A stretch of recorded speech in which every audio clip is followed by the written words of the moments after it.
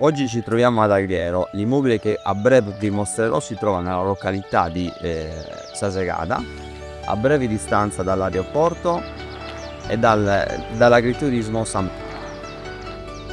Per chi non ama abitare isolati, qua abbiamo 3 abitazioni vicine all'immobile che vi mostrerò e la proprietà inizia proprio da qua. Questo è uno dei 2 ingressi. È un immobile di circa 156 metri quadri su un unico livello, completa la proprietà una cantina e un terreno circostante di circa 5.000 metri quadri.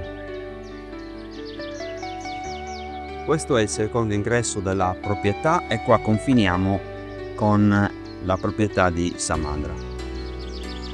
Questa stradina è una piccola stradina dove c'è una servitù di passaggio per chi abita qua a fianco, ma che comunque non crea problemi all'immobile che noi abbiamo in vendita, perché qua, creando dei muretti, chi ha la servitù non accede all'interno della proprietà.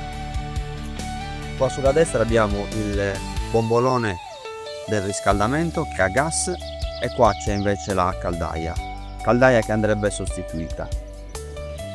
Di fronte abbiamo la restante parte del terreno di proprietà, ma che purtroppo non riesco a mostrarvi perché andrebbe ripulita.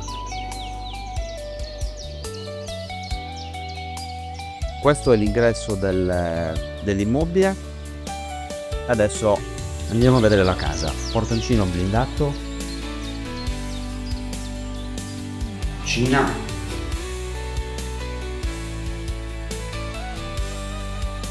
soggiorno. Come potete notare, all'interno della casa l'immobile è in buone condizioni. Cameretta,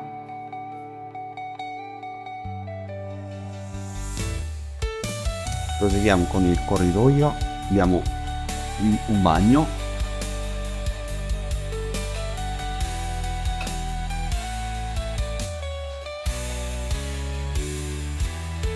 altra camera matrimoniale, la più grande,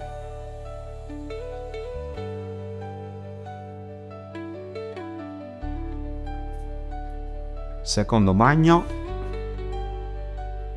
e cameretta.